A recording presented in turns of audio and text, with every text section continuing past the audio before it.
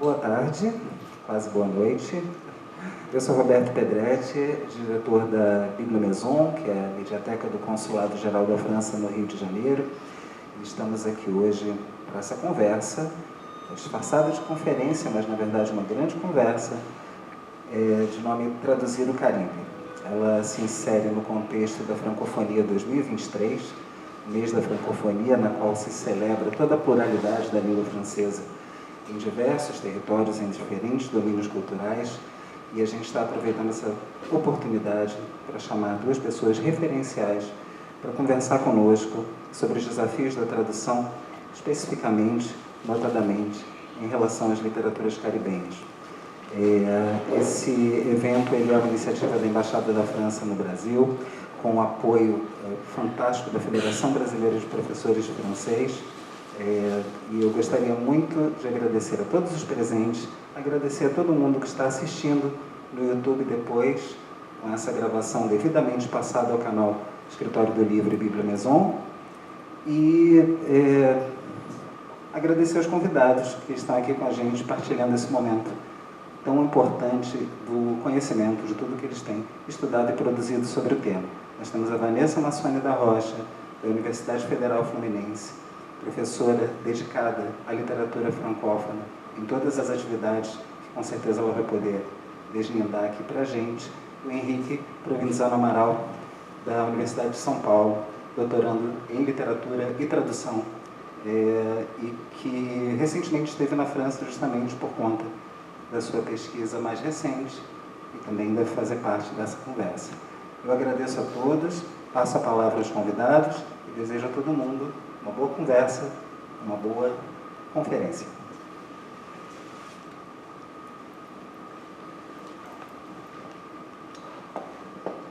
Olá, boa noite. Quero começar agradecendo a Bibliomaison pela iniciativa, pelo convite, pela oportunidade. Mais uma vez estou aqui com o meu grande parceiro, Henrique, né? A gente já perdeu as contas, né? De quantas conversas a gente já conseguiu estabelecer. Quero agradecer imensamente, então, a Bibliomaison, Roberto Pedretti, a Fanny, Luiz, que estão sempre conosco. Quero agradecer muito a Federação Brasileira de Professores de Francês, através do Pedro Armando, que nos honra também com a sua presença. Quero agradecer a presença do Sérgio Borger, que está aqui também nos encorajando. Quero agradecer a presença da Marion Loire. A gente está com um grupo também aqui. Eu estou com um grupo muito querido de ex-alunos da UF, né? Atualmente aluna de pós-graduação, Marina, Rossini e outros convidados. Então é um prazer muito grande. Passo a palavra para Henrique, né, para esses cumprimentos iniciais, para a gente começar. Oi, me ouvem? Então, boa tarde, quase boa noite a todos e todas. É um grande prazer, como sempre, estar nesse espaço tão gostoso e tão bonito como a Bibliomaison, para falar também de um assunto que, enfim, que me interessa profundamente, nos interessa, né, Vanessa? E então queria reforçar esses cumprimentos, agradecer de novo o convite, toda a equipe, todo o apoio da equipe aqui da Bibliomaison, da Embaixada da França, todas as pessoas que nos ouvem, que vão nos ouvir depois, mais tarde também na transmissão gravada. E é isso. Vamos começar a conversa, né? Acho que vou devolver a palavra para você apresentar, né? Para a gente dar início à nossa conversa em forma de conferência ou conferência em forma de conversa. Então eu começo me apresentando brevemente, tentando demonstrar a minha relação com esse tema, né? Eu sou professora de literaturas francófonas da UF em Niterói desde 2015, e desde 2015 eu realizo uma pesquisa centrada nas literaturas do Caribe. Hoje estou aqui especialmente, acredito eu, porque eu publiquei em 2019 esse livro, Tradução e Entrevista, Simone Schwarz-Bart e as Tradutoras Brasileiras, que é o resultado de um trabalho que olha a tradução por um viés, digamos, em comum, que é o viés da escuta das profissionais que realizaram a tradução e a escuta da escritora guadalupense Simone Schwarz-Bart, pensando tradução. Quando eu descobri que Simone tinha 2 romances traduzidos em português, que foram traduzidos na década de 1980, onde havia pouquíssima tradução de Caribe no Brasil, eu então quis conversar com essas tradutoras. Então, uma delas é a Estela dos Santos Abreu e a outra é a Eurídice Figueiredo, que tinha sido minha professora da UF, na pós-graduação. Então, eu converso com as 2 tradutoras e eu também consigo conversar com a própria escritora para pensar tradução. E, a partir disso, nasce esse pequeno livro, que é um livro de escuta, né? Que é um livro de conversas, de entrevistas, que eu faço com essas tradutoras que têm caminhos muito díspares na tradução, né? A Estela dos Santos Abreu, uma senhora de 90 anos, que traduziu mais de 85 livros, foi premiada, medalha Machado de Assis. Então, foi professora da UF, da pós-graduação da educação, e depois trilhou um caminho, saiu, né, do caminho acadêmico e trilhou o caminho tradutório de maneira muito bonita e muito respeitada, muito considerada.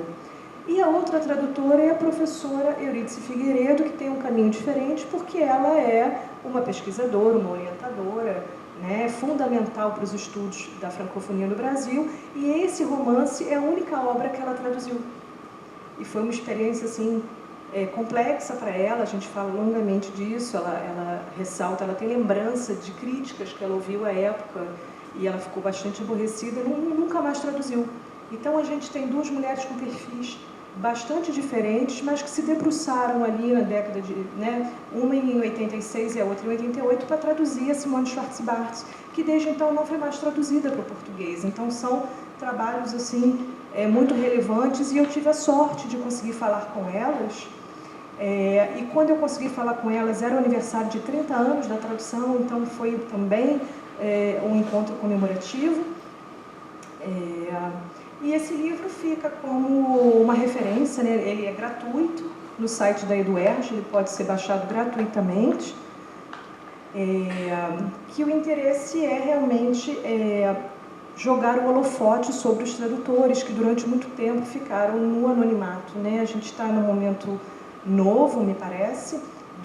Muitos livros antigos a gente procura o nome do tradutor, não encontra online. Quando o livro está à venda, isso não é mencionado, a gente tem dificuldade de encontrar, né, quem é essa pessoa. E hoje eu acho que a gente está em outro momento, mas enfim, são palavras só para vocês entenderem como é que eu chego à tradução. Não sou tradutora, quer dizer, faço traduções livres porque, como pesquisadora, e eu produzo bastante artigo, eu tenho que traduzir, mas não me vejo, né, nunca traduzi uma obra, não me vejo como tradutora, mas penso a tradução a partir dessa minha interface com literatura caribenha. Agora, ao meu lado, tem um tradutor. Então, Henrique, te passo a palavra. Obrigado, Vanessa. Sim, sou tradutor, né? Me arrisco nessa seara, que é o Caribe, de língua francesa, especificamente, mas antes de chegar nisso, eu queria só comentar que Vanessa se referiu ao livro dela como tradução em entrevista como um pequeno livro, né? É um pequeno grande livro, porque, como já disse, aqui a gente teve a oportunidade de lançar esse livro, né, nesse espaço e discutir bastante sobre essa obra. É uma obra que já se coloca num lugar muito raro, que é essa encruzilhada entre estudos da tradução e estudos sobre as poéticas caribenhas, que é um espaço muito, muito pouco habitado, né, criticamente, teoricamente, tem muito pouco material sobre isso, não só no Brasil, mas também fora do país. Então, uma obra fundamental, uma obra que vem ocupar um espaço em que faltam trabalhos, né? Se a gente tem pouca entrevista com tradutor e pouca entrevista com tradutoras, isso se intensifica muito quando se trata de traduzir Caribe. Então, por mais que não seja, de fato, um livro muito extenso, é uma grande obra que tem uma importância fundamental para o campo, eu diria, né?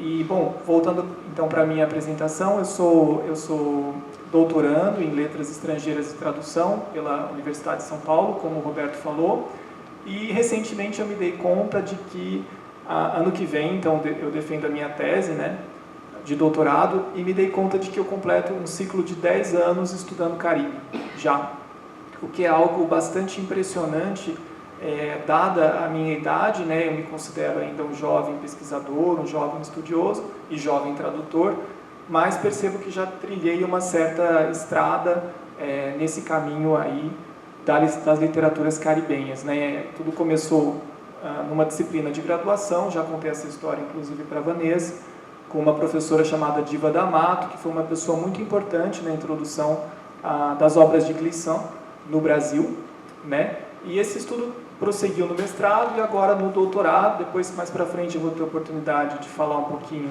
sobre essa pesquisa que se detém, né, nos estudos que Glissant dedicou ao tema da tradução, mas por hora eu queria enfatizar o lado tradutor, né, que é um caminho que assim corre em paralelo, de maneira quase independente, né, e eu, como tradutor, na esfera acadêmica, publiquei algumas traduções de artigo, depois vou falar até de uma tradução de um artigo do Glissant, justamente que tem uma certa importância, mas eu queria falar sobre duas obras que eu tive a oportunidade de publicar. Uma é essa plaquete, né, um livro curtíssimo, de fato, esse sim é um pequeno livro, que tem 3 poemas de um poeta haitiano chamado Jean-Marie Villers-Denis, que se auto-intitula Jean Mapu, né, em crioulo haitiano, e a nossa tentativa, minha e do Vanderlei Mendonça, que é o editor e também tradutor que fez essa plaquete comigo, foi de traduzir 3 poemas desse poeta diretamente do crioulo haitiano para o português, sem necessariamente passar pelo francês, embora o francês fosse, obviamente, uma referência incontornável, fundamental aí dessa obra do Jean Mapu.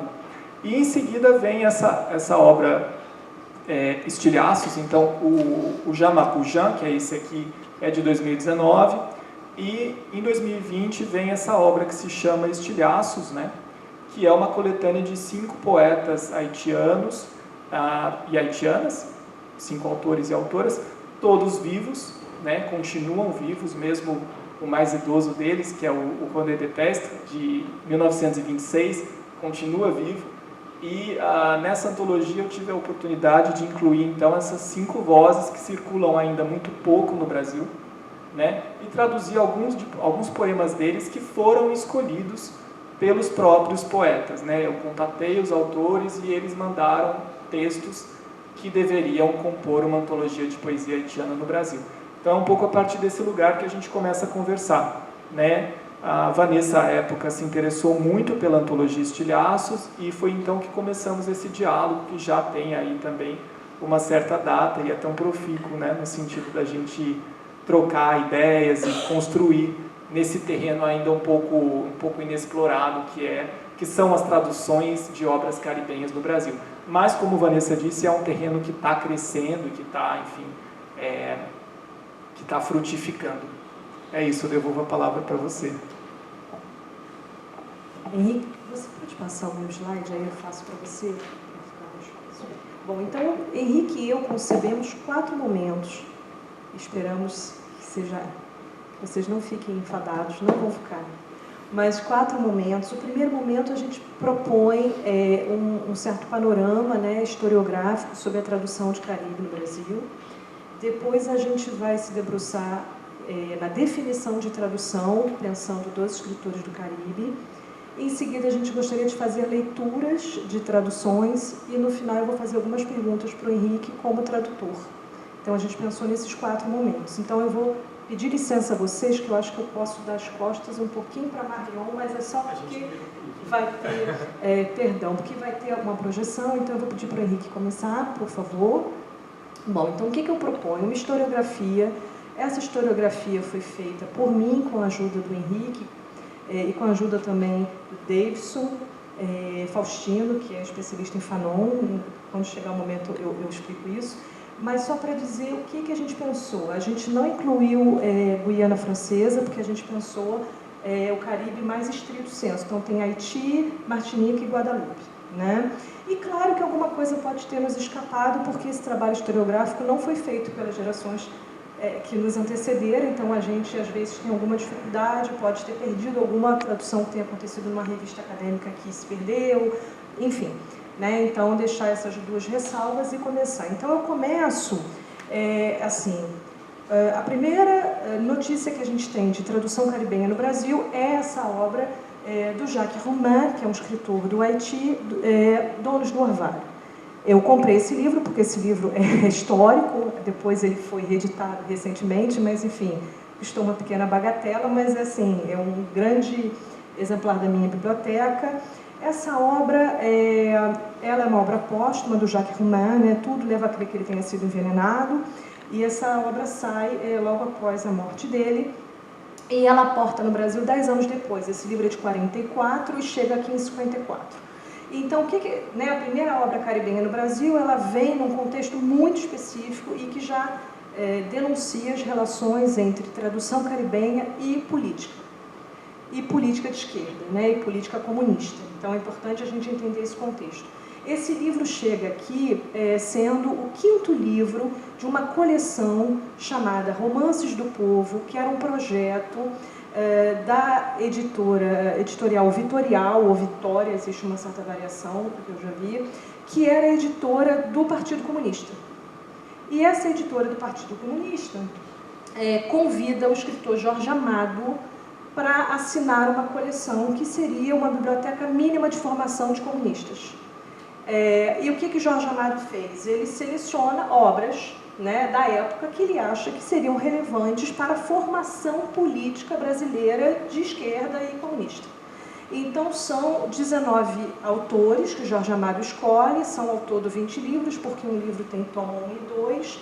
Então, a gente vai ter 12 soviéticos na coleção, né, não é de se estranhar. Então, dos 19, 12 soviéticos, um português, um estadunidense, um alemão, um indiano, um chinês, uma brasileira, que é a sergipana Alina Paim, que é um livro esgotadíssimo que eu nunca consegui encontrar, mas tem uma brasileira nessa biblioteca, e, por fim, o Jacques Roumain com esse livro, né?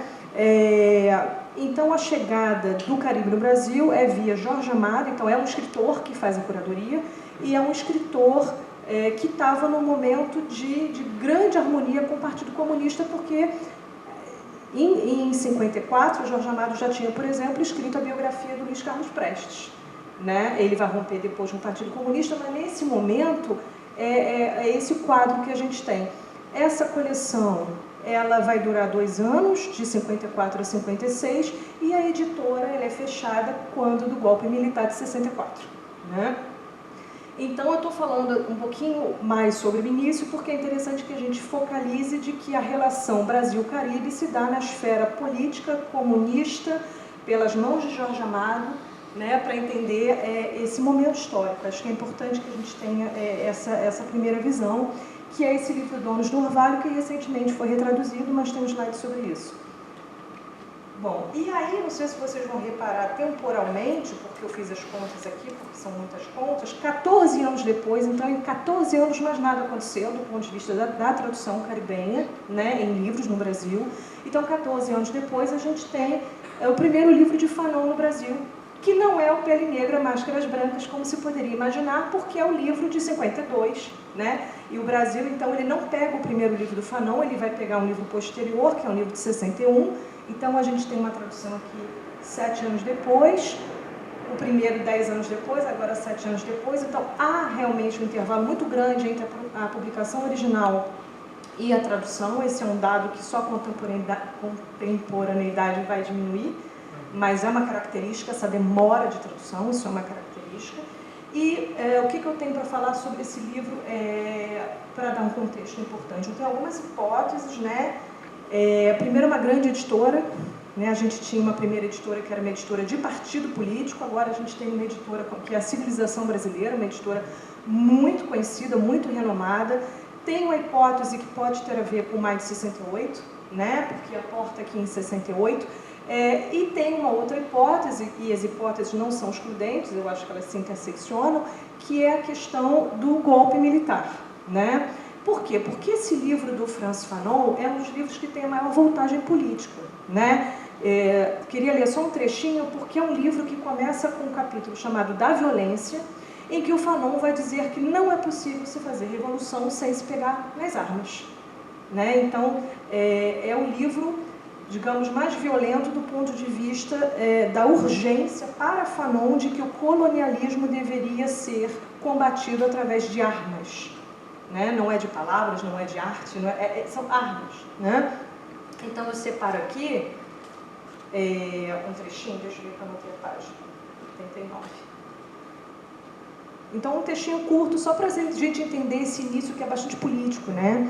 Então eu estou lendo Fanon, eu estou lendo a edição mais recente do Condenados da Terra, que saiu recentemente, porque essa primeira está esgotadíssima, né?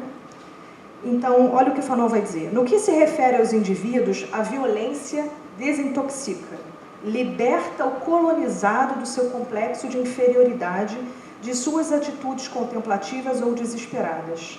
Torna-o intrépido, reabilita-o a seus próprios olhos. Mesmo que a luta armada tenha sido simbólica, e mesmo que seja desmobilizada por uma descolonização rápida, o povo tem tempo para se convencer de que a libertação foi uma questão de todos e de cada um, e que o líder não tem mérito especial.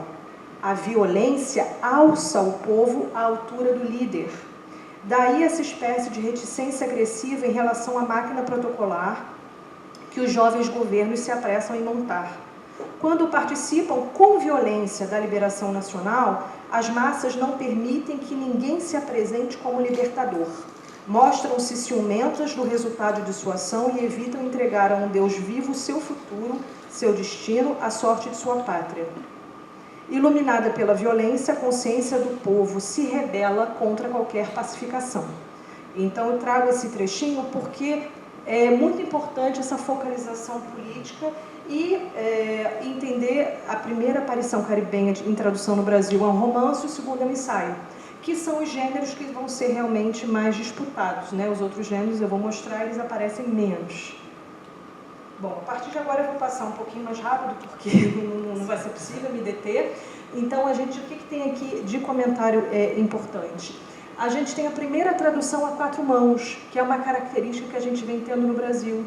Trabalhos de 2 tradutores, 2 tradutoras, né, casais, enfim. Então, o Pau de Sebo, que é do René de Pestre, ele vem com 2 mulheres traduzindo, que é a Estela dos Santos Abreu e a Maria Wanda Moura de Andrade. Então, isso é bem importante, porque a gente tem a estreia de tradução feminina e a estreia de tradução em dupla, né, que é uma característica do Caribe, em função até das especificidades, imagino eu, né, dos dilemas de tradução, dos desafios. Recentemente já tem livro com 3 tradutores, né, o mesmo livro, eu vou mostrar isso também, bem, né, uma característica da nossa área. E o que tem ali do lado é o Pele Negra e Máscaras Brancas, que chega em 83, 15 anos depois do anterior. Então repara, a gente já está 30 anos do Jorge Amado. Em 30 anos, o que a gente teve? 4 obras. É importante a gente observar isso, né? Essa linha do tempo. Essa capa que eu coloquei aí do Fanon não é a capa brasileira, essa é a capa portuguesa, porque a capa brasileira, nem a capa brasileira a gente encontra. Saiu por uma editora pequena à época, chamada Fator, que... Não sei, Fator, né? Por que eu estou falando Fator? Mas que tinha na Bahia e no Rio. Eu consultei o Davidson Faustino. O Davidson Faustino, ele esteve com a gente no ciclo Caribe Real e Sonhada, é um especialista brasileiro em Fanon, tem acho que pelo menos 4 livros sobre Fanon.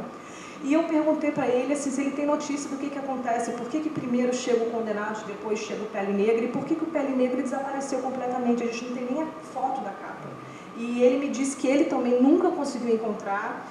A gente descobriu quem é a tradutora, Maria Adriana da Silva Caldas. Ele tentou contactar essa pessoa, nunca conseguiu. Então, até para os especialistas de Fanon, não há muita certeza deste cenário, né? Por que o Condenados antes de Pele Negra? Porque Pele Negra é uma obra que foi publicada 10 anos antes da segunda, né? Enfim, e no Brasil isso se perde completamente. A gente nem tem imagens para mostrar, né? Bom, avançamos 3 anos e a gente chega nos romances martinicanos, né, e guadalupenses, porque até então, e também é importante, a tradução de Caribe no Brasil começa com Haiti, né? Jacques Romain era haitiano, então a gente começa com Haiti, depois passa para o ensaio martinicano com Fanon, e agora está aqui aportando, só em 86 que nasce, né, o romance martinicano e guadalupense no Brasil. Então a gente tem o Quarto Século do Glissant e A Ilha da Chuva e do Vento da Simone Schwarz-Barthes. O que é importante assinalar é que a primeira mulher caribenha francófona a ser traduzida é a Simone Schwarz-Barthes, né? Isso é importante porque a gente tem uma imagem da Maryse Condé hoje, mas a historiografia nos diz que ela não foi pioneira, né, nesse sentido. Um outro dado importante são as distâncias de tradução. O Quarto Século é uma obra de 64, então, assim, demorou 22 anos para ser traduzida. A Ilha da Chuva e do Vento é de 72, então demorou 14 anos para ser traduzido. Então, é interessante a gente perceber como há esse distanciamento temporal. E também entender que a Martinique e a Guadalupe chegam, né, pela prosa romanesca 32 anos depois lá do Jorge Amado. Então, como o Jorge Amado foi realmente muito revolucionário naquela época, né? Porque demora muito para que, quer dizer, é como se ele criasse uma tradição, mas ao mesmo tempo não cria, porque há um gap temporal muito grande. Bom, aí a gente passa para 87, e aí a gente tem uma novidade, porque pela primeira vez, 2 anos consecutivos com tradução caribenha, 86 e 87, né? É uma tradução da Zilá Berns, que é a professora, uma referência da francofonia, e aqui então uma informação que eu tenho para dar a tradução de Caribe no Brasil se inicia do ponto de vista político e ele se encaminha no ponto de vista acadêmico, universitário. As universidades são fundamentais para a chegada das obras caribenhas no Brasil. Para que vocês tenham uma ideia, essa é a editora universitária, então a gente começa a ver o trabalho da universidade como fomentar a publicação, e é uma professora traduzindo, que é uma referência para todos nós, como alguém que está desde a década, né, pelo menos final de 70, início de 80, trabalhando em francofonia, que é a professora Zilá Berns, né? E professora tradutora, que também é uma outra característica que o Caribe vai nos trazer. Haiti. Haiti, esse livro é do Haiti, a gente volta para o Haiti. Em 88 tem o Joãozinho no Além, então de novo a Simone Schwarz-Barthes, e a tradução da Eurídice Figueiredo, que é outra professora, né? Então são professoras traduzindo, né? E tem aqui a primeira aparição de contos, porque depois do início de romance a gente foi para ensaio e agora é a estreia de contos, porque Aleluia para uma Mulher Jardim é um livro de contos do Depestre, que é do Haiti, né? Numa grande editora, eu queria só salientar que Depestre ele publicou na José Olímpio, que é a editora que lançou o Carlos Drummond de Andrade, né? Então há ali editoras universitárias com editoras muito consagradas, né, traduzindo Caribe. Bom, em 93 a gente tem Texaco, do Chamoiseau, que é uma obra que vai trazer, uma tradução que traz um outro elemento, que é a importância dos prêmios.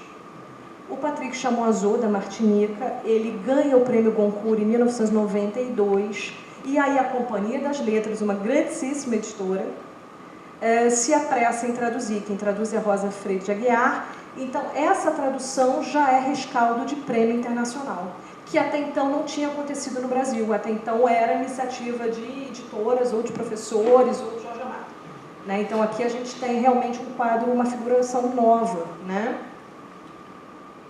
Bom, 96, ainda o Depestre, durante algumas décadas o Depestre foi o caribenho, né, haitiano mais traduzido no Brasil, ele foi destronado recentemente pela Maryse Condé, mas durante muito tempo ele era o grande autor caribenho francófono no Brasil, né? Bom, chegamos em 2002, que é a aparição da Maryse Condé. É interessante observar que a aparição da Maryse Condé no Brasil ocorre 48 anos depois do primeiro livro, que foi o Jorge Amado. Então, assim, quase 5 décadas depois. Como demorou para a gente encontrar, né, a Maryse Condé em português? E aqui também chama a atenção para a Rocco, que é uma editora realmente de vanguarda, né? E ninguém estava falando de mulher caribenha praticamente, e a Rocco traduz 2 livros de Maryse Condé. Então, também, esse livro, inclusive, está prometido para esse ano, para o ano que vem, a retradução dele, né? Eu estou passando rápido, vocês estão percebendo, mas é porque, infelizmente, isso é só uma parte, né? A conferência não é esse panorama, né? Então, em 2005, a gente tem o primeiro ensaio do Glissant, que é um trabalho da professora Enilce, da Universidade Federal de Juiz de Fora. Então, de novo, a universidade, traduzido e publicado pela editora de Juiz de Fora, mais uma vez essa interface universidade e tradução. E aqui a gente tem um outro dado, que é um projeto de tradução que é absolutamente do tradutor. A Enilce não foi contratada por nenhuma editora para traduzir, como tinha sido a Zila Bernes, como tinha sido a Euridice Figueiredo e como tinha sido outros tradutores, perdão. É um projeto de vida dela, né? Ela estudou Glissant, ela é apaixonada por esse autor, ela correu atrás dos direitos de tradução, ela que faz, ela contou pra gente já, né? Ela agora está aposentada, mas a gente pegou o finalzinho, né, ainda dela, da ativa, e ela nos contou, por exemplo, que ela que faz a contabilidade, ela que transfere dinheiro, ela assume toda uma parte de produção cultural, porque era o sonho da vida dela ver o Glissant traduzido em português. Então é importante a gente ter esses dados, né, porque há grandes editoras, mas há um trabalho assim, incansável de muitos pesquisadores, e a Enilce é uma delas. Aqui, em 2008, a gente tem, de novo, a Maryse Condé, com o grande best-seller dela, né, o Tituba, e a gente começa a ter a primeira retradução, que é o Fanon, que aparece aí em outra editora universitária, dessa vez da Bahia, né? Então, até agora, a gente tem alguns estados despontando, né, em tradução de Caribe. A gente tem o Sul, né, que é a região do Sul, a gente tem Bahia e a gente tem Minas, né, com Juiz de Fora. Bom, em 2010, a gente volta ao Haiti, né? O Haiti estava um pouco esquecido, já tinha um tempinho, volta ao Haiti com o Louis-Philippe d'Alembert, 23 anos depois do Depestre. Então, ficamos 23 anos sem ter tradução de Haiti. E, de novo, uma tradução a 4 mãos, Marcelo Marinho e a Fernanda Giglio.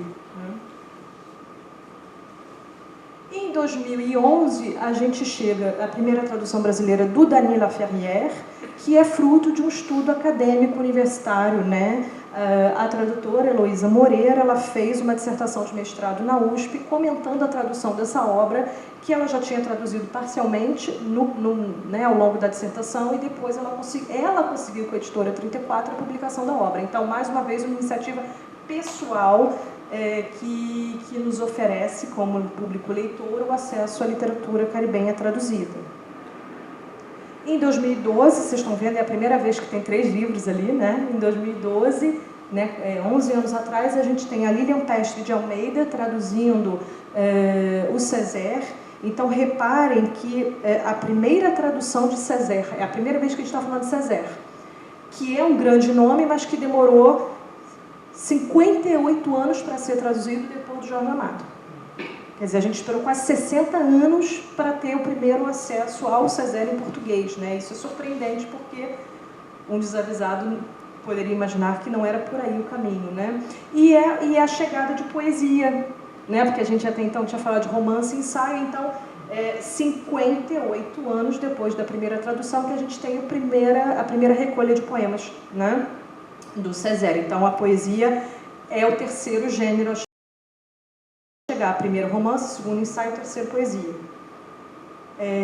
E aí a gente tem a segunda tradução do Dany Laferrière, que, de novo, a 4 mãos, e tem falhas da Yannick Laange, que é a primeira escritora, a primeira mulher haitiana que chega, né? Então, quase 60 anos do primeiro homem haitiano, chega a primeira mulher escritora haitiana. A gente esperou 60 anos para uma voz feminina do Haiti, no Brasil, né?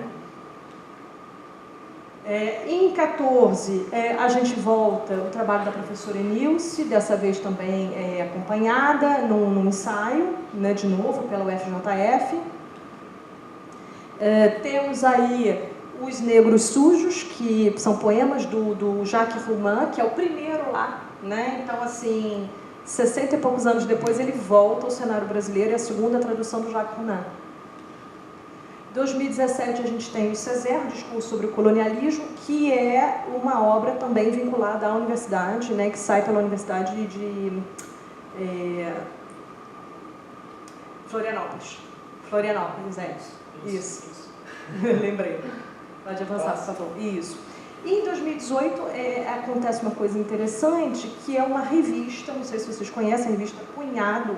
É uma revista de literatura latino-americana que tem feito assim, uma micro-revolução, porque ela traz traduções com entrevistas. Então, essa edição, que é a edição 7, a edição 7, ela traz um conto da Evelyn Trujillo, que é do Haiti, então, a segunda mulher haitiana, com uma entrevista com a Trujillo. Em 19, a gente tem a Maryse Condé pós-Nobel, né? Então, agora a gente vai ter um novo cenário. A gente já tinha tido o mercado editorial brasileiro com a Companhia das Letras muito atento ao Goncourt. E em 2018, a Maryse Condé, escritora da Guadalupe, ganha o Nobel Alternativo de Literatura, no ano em que não houve uma premiação oficial, né? Por isso que é o Nobel Alternativo. E imediatamente, um ano depois, a gente tem a retradução do Tituba, que é a grande obra-prima da Maryse Condé. E o que tem de elemento muito importante nessa retradução?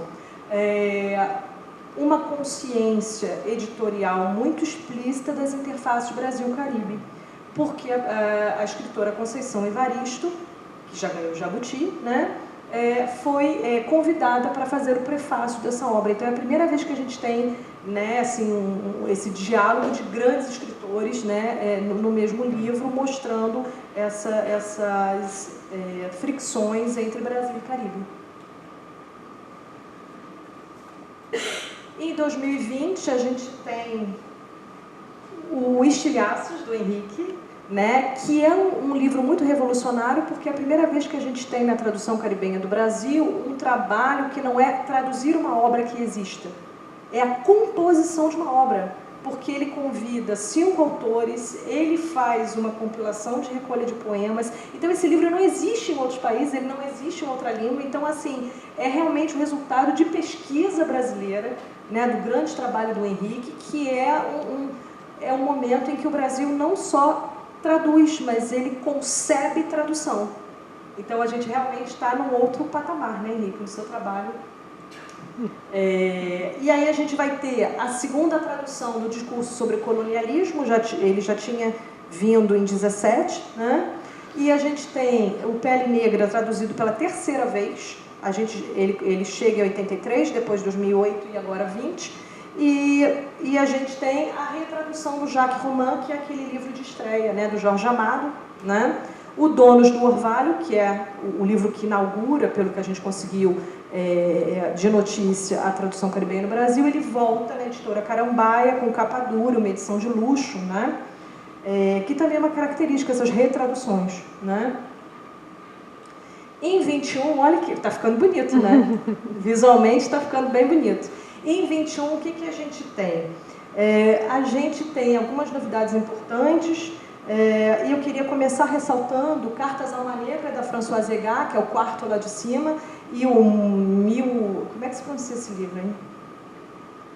Do D'Alembert, Milwaukee Blues. Esses 2 livros vão trazer um outro elemento para a gente pensar, né? Uma escritora martinicana e um escritor haitiano, que é o apoio à publicação da Embaixada da França, né? Que é um apoio que já existe há algum tempo, mas que vem abraçando a literatura caribenha, né? A Embaixada da França tem um programa vinculado ao escritório do livro, se chama Apoio à Publicação Carlos Drummond de Andrade, é um edital, e esse edital, por exemplo, em 2021 a gente tem um resultado, aí, 2 contemplados por esse edital, que é o Cartas a uma Negra e o Milwaukee Blues, mostrando uma outra vertente que não tinha até então aparecido, porque a gente tinha falado de iniciativas pessoais, de trabalhos acadêmicos, né? E agora é o trabalho da Embaixada da França, entendendo francofonia, encorajando francofonia e estimulando a produção de obras. Então, esse é importante. Outra coisa muito importante é que é a primeira vez, o primeiro ano que a gente tem 2 romances haitianos. A gente tem o D'Alembert e a gente tem a Annick Lange com A Cor do Amanhecer. Então, é a primeira vez, só em 21 que a gente tem 2 romances haitianos traduzidos em português. E uma outra grande notícia, lá em cima, o terceiro livro, aquele branquinho que tem as ilustrações em preto, é a primeira recolha de contos. Primeiro é a segunda recolha de contos, mas é a primeira recolha martinicana. São os primeiros contos martinicanos que vem pela mão de 2 estudantes do Sul, a Jéssica Pose e a Samantha Siqueira, né? Que a Samantha Siqueira foi visitar a Inês Césaire no asilo para conseguir a assinatura dela. Então, assim, o que tem de história para a gente desfiar, né? É muito bonito isso. e o Glissant voltando com o ensaio, e a revista Punhado, dessa vez trazendo a Condé com uma parte do Traversée de la Mangouvre, traduzido, e com entrevista, porque essa revista faz, né, a Venda Casada, a tradução em entrevista. Em 22, a gente tem ali o ano do Aimé Césaire, né, da família Césaire. Muito impressionante a linha de baixo, a gente tem a Suzanne Césaire, né, a esposa do Césaire, e a gente tem 3 obras do Césaire traduzidas. A gente já tinha comentado aqui que o Césaire demorou 58 anos para chegar, e em 22 ele chegou de vez, né, com 3 obras. E o que eu destaco? 2 livros traduzidos pela Lilian Pestre de Almeida, o primeiro da Suzanne Césaire e o último, Eu Laminare, que é essa professora, né, que volta 10 anos depois a traduzir, né, o Césaire. A gente tem Uma Temporada no Congo, que é o teatro, né, um livro, uma peça teatral do Césaire. Então a gente tem o 3º gênero chegando: primeiro romance, segundo ensaio, não, quarto. Terceiro poesia e quarto teatro. O teatro só chegou no passado, né? O teatro caribenho no Brasil só chegou no passado. E chega com Uma Temporada no Congo, que é um livro com 3 tradutores. Interessante a gente observar aqui a especificidade da tradução teatral, né? Porque há 3 tradutores dessa obra: João Vicente, Juliana Mantovani e Maria da Glória Reis. E um outro dado, e aí o Henrique, acho que você começou a fazer escola, porque a gente tem ali a Cobogó fazendo um livro bem brasileiro do Césaire, que não existe, né? Que é uma invenção brasileira, que é juntar a peça de teatro, a tragédia do rei Christophe, com 2 ensaios, que era o que você já tinha feito, que eu estou chamando de conceber a tradução, né? Que é um livro que não existe, que é um arranjo nosso, vamos dizer assim, né? E o teatro chegando 68 anos depois, né? Gente, eu estou correndo, estou nervosa, eu acho que eu estou gastando muito tempo, mas... Pode passar. Está falando da Condé? Não, e a Condé chegando, né? 2 da Condé, já com promessa de outros, mas eu não quero falar porque você vai falar. E aí, enfim, aí olha o que eu fiz. Eu fiz esse slide, o número de publicações, é claro que visualmente a gente já percebeu, mas é importante a gente ter esses dados, né? Então, esse ano, 2023, nós completamos 69 anos de tradução caribenha no Brasil. Precisamos pensar alguma coisa para o ano que vem, porque teremos uma data redonda, boa, né? E aí eu tenho outros números, né? Eu vou trazer alguns números para vocês. O país, estou chamando de país, mas a gente sabe que Martinique e Guadalupe são departamentos ultramarinos e que Haiti é um país, né? Quem ganha dos 3 é a Martinica. A Martinica tem 22 livros traduzidos. Martinica, ela ganha. Seguida do Haiti com 14 e a Guadalupe com 7. A Martinica tem 7 autores diferentes traduzidos no Brasil. O Haiti tem 8 autores diferentes traduzidos no Brasil e a Guadalupe, 2 autoras. A Guadalupe está realmente ali na rebaba. E com relação ao gênero, a gente tem 21 romances, 15 ensaios, 4 recolhas de poemas, 2 livros de conto e 2 livros de teatro. Então se manteve aquela hierarquia desde o início da ordem, né? Bom, então, enfim, fiz esse panorama. Peço desculpa se acelerei no final, mas é porque eu percebi que eu estava consumindo o triplo do tempo que a gente imaginou. Bom, então eu vou passar para o Henrique para continuar essa parte agora. Aí eu vou ficar com o aparelhinho para passar para você. Perfeito, obrigado, Vanessa. Teria muitas coisas para comentar, né, desse panorama histórico sobre tradução caribenha no Brasil. Vou tentar restringir meus comentários a alguns pontos que eu acho que são fundamentais ou muito interessantes dessa recepção, dessa história de recepção de Caribe no Brasil, né? Que a Vanessa descreveu assim com riqueza de detalhes. A primeira grande coisa que eu queria dizer é que René de Pestre, que é esse autor haitiano, que é o primeiro a ter um número maior de traduções no Brasil, ele morou no Brasil, né? Então tem um dado biográfico que é fundamental, né? Ele era amigo próximo, amigo pessoal de Jorge Amado, e estava no Brasil nos anos 50, então muito possivelmente ele de alguma maneira também está por trás, né, desse projeto de publicação do Jacques Romain, do Donos do Orvalho no Brasil, porque justamente ele estava no Brasil entre 54 e 56, então é o autor que não só aparece como autor traduzido, mas que de alguma maneira alimenta a tradução de Caribe no Brasil também, né? E é uma figura que, como eu disse para vocês, nasceu em 1926 e continua vivo, né? E vai reaparecer na antologia Estilhaços que eu fiz, e não poderia deixar de ser, porque é um dos meus autores de predileção, é um grandíssimo escritor haitiano. Espero que ele continue sendo traduzido e retraduzido, porque tem muita coisa dele ainda a ser explorada no Brasil. O segundo comentário é sobre a presença maciça de mulheres tradutoras. É um dado muito interessante, porque quando a gente pega, assim, numericamente, dados sobre tradução literária no Brasil, a gente percebe que a grande maioria são homens, né? A grande maioria dos tradutores literários, historicamente, sobretudo quando a gente fala dos gêneros tidos como mais prestigiosos, ou seja, poesia e romance.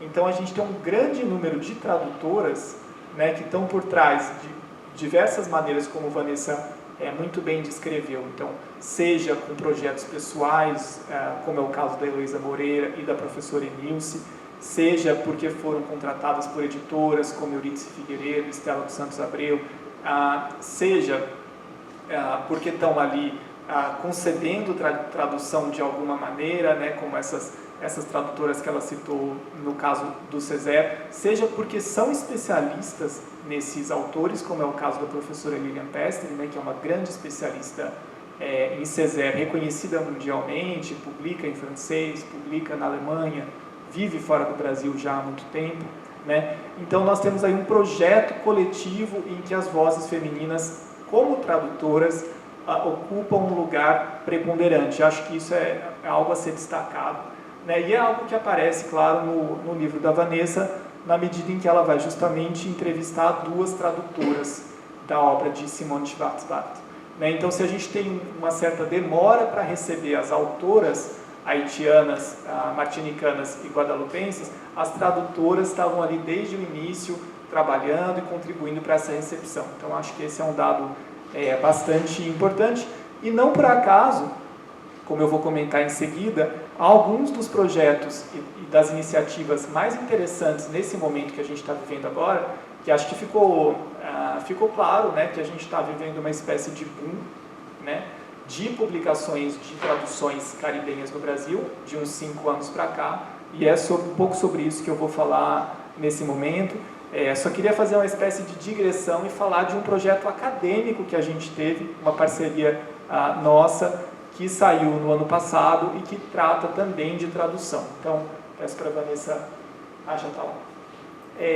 Nós organizamos um número de uma revista acadêmica ligada à Universidade de São Paulo, uma revista bem conhecida chamada Criação e Crítica, que é uma revista bacana porque ela tem uma reputação acadêmica interessante, que dá uma certa visibilidade mesmo para os textos publicados, e ela tem um caráter um pouco mais aberto. Então, justamente criação e crítica, né? A gente consegue manter ali as duas facetas operando. E aí nós propusemos esse número, que se chama Itinerários Caribenhos, Rotas Traçadas e Cartografias por Vir, justamente como uma tentativa de refletir sobre esse fenômeno que está acontecendo contemporaneamente, que no caso esse pequeno boom de publicações de Caribe no Brasil. Por que isso está acontecendo agora? Quem são os autores que estão sendo traduzidos? Quais são os projetos que estão nesse momento? Então, vou pedir para a Vanessa avançar. Nós tivemos 10 artigos, né, nesse número de revista, mas não vou focar na parte crítica, na parte acadêmica, né, artigos de inúmeras universidades brasileiras, mas também de 3 universidades francesas, né, nós tivemos artigos de pessoas vinculadas à Universidade de Paris 13, à Universidade de Rennes e à Universidade de Lille. E nós tivemos também a contribuição de um professor pesquisador de uma universidade do Camarões. Ou seja, contribuições que vêm de outros lugares e que dialogam com a nossa tradição brasileira, que já é relevante no cenário mundial, né, de recepção das literaturas caribenhas. Queria focar rapidamente nessas 4 traduções que nós tivemos, então, que foram de textos, né, ensaísticos, no caso dessa primeira tradução, que é um artigo de Edouard Glissant, que chegou para a gente, é até interessante contar um pouquinho isso, né? Um artigo que chegou para a gente de uma tradução do inglês de Glissant, e obviamente estranho, porque Glissant é publicado em francês, mas esse artigo, de fato, ele foi publicado somente em inglês como artigo. E aí eu comecei a conversar com o tradutor, e ele me disse, não, eu traduzi do inglês. Eu disse, bom, mas a gente vai ter que achar isso em francês e cotejar, comparar o inglês com o francês. E foi o que fizemos. O artigo está dentro do livro mais, talvez o mais complexo de Glissant, que é o Le Discours entier, né, que é a tese de doutorado dele. Se não é o mais complexo, certamente é o mais longo. E a partir desse cotejo inglês-francês, nós refizemos a tradução. E aí ele me convidou para entrar no projeto e eu entrei como tradutor também. Então nós publicamos esse artigo de Glissant de um livro que nunca foi traduzido, ainda não foi traduzido no Brasil, e que é um livro fundamental da trajetória dele, né? Em seguida nós tivemos uma tradução de um conto martinicano contemporâneo. Isso é bem interessante também de notar como a literatura contemporânea, né, francófona tem aparecido. Não só em Caribe, né, mas em outras regiões do globo também.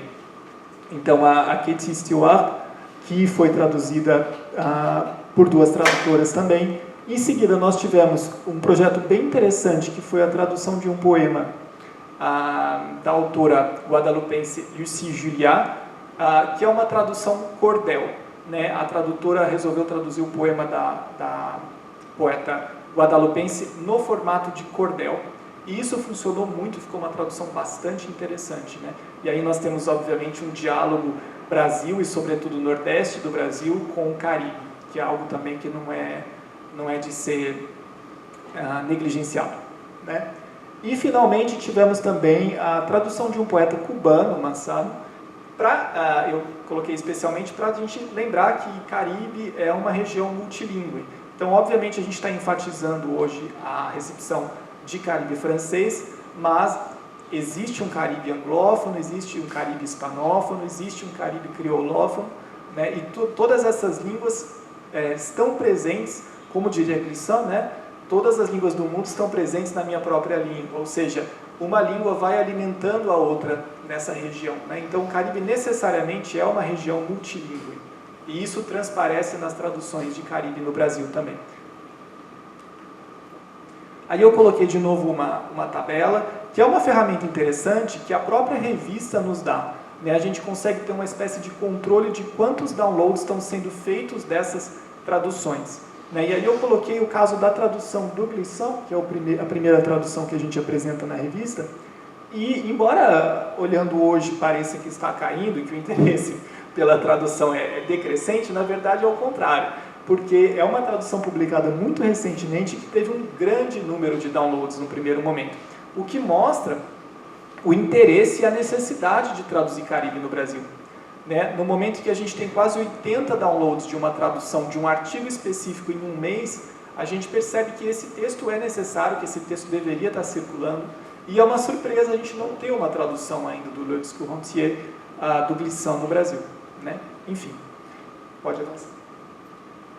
Aí eu vou fazer também uma pequena digressão para falar de um texto muito especial que nós recebemos desse número da revista, que foi uma resenha desenhada de um livro do Dany Laferrière, que é esse romancista haitiano do qual a Vanessa falou rapidamente, que é esse livro que está aqui comigo, que se chama Autoportrait de Paris avec Chat, que é um livro, como vocês podem ver aqui, inteirinho desenhado, né? Não é um livro ilustrado, ele é um livro desenhado no sentido em que a própria escrita incorpora o desenho, né? E é um projeto assim, eu particularmente estou fascinado por ele no momento, estou lendo o outro volume, que é o L'Exil vaut le voyage, que é um livro muito próximo, né, cronologicamente, do Autoportrait, e estou absolutamente fascinado pela maneira como Laferrière consegue trabalhar o desenho e trazer o desenho para dentro da narrativa dele. Mas queria falar rapidamente dessa resenha, porque a resenha, na minha visão, também é uma espécie de tradução, na medida em que ela incorpora esse recurso do desenho. Então a resenha também é desenhada, né? E a Ana Cláudia, a pessoa que fez a resenha, professora da Ana Cláudia Romano Ribeiro, professora da Unifesp, ela teve a sutileza de desenhar e, de certa maneira, emular o próprio estilo de desenho e de resenha do próprio Laferrière. Então é um projeto assim, muito especial, a gente tem um grande carinho, né, por ter recebido essa resenha, e é algo que abrilhantou o número dessa revista e que certamente vai ainda ter desdobramentos, né? Esse projeto dos livros desenhados do Denis Laferrière é algo riquíssimo e me surpreende de novo um novo espanto, né? Um novo étonnement, que é por que Laferrière parou de ser traduzido no Brasil, né? Essa é uma pergunta que a gente pode fazer. Vai falar de tradução para o Glissant. Obrigado, Vanessa. Não, ajuda sim. Acho que a metáfora tem seu lugar também, quando a gente pensa teoricamente, né? É fundamental. Eu só queria, antes de passar a falar sobre a tradução para Glissant, que é esse pensador martinicano que já mencionei, que Vanessa também mencionou, queria só contar uma pequena anedota que eu esqueci de contar no momento em que falei sobre a resenha da Maryse Condé, que é que em 2020, auge da pandemia, eu acabei trocando e-mails, não sei se já te contei, acho que eu nem te contei isso, com a Maryse Condé, especificamente por outras razões. E Maryse Condé se disse muito surpresa com o fato do Tituba ter sido traduzido 2 vezes no Brasil.